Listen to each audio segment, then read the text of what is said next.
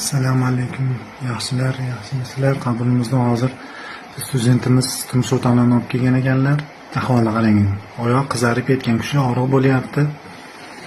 E'tibor berilmagan. Mana men ko'p turgan narsalarning tromb, katta teri osti venasida tromb topildi. Tromboflebit, ya'ni o'tkir shamollashi. Mana vena tomirda o'tkir shamollash.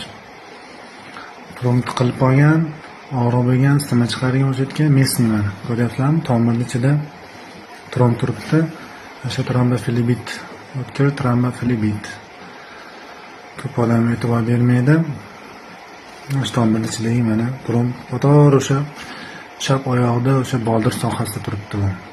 Qizarib, tomirning usti og'riq berib, tekkisiz darcha dotlayapti mana. Ya'ni topildi, xudo xolasa mana tomir jarrohlarga jo'natildi, xudo xolasa yaxshi bo'lib qolishadi. Davolamasa og'ir asoratlar beradi. Sog' bo'ling, salomat bo'ling, bizga like bosib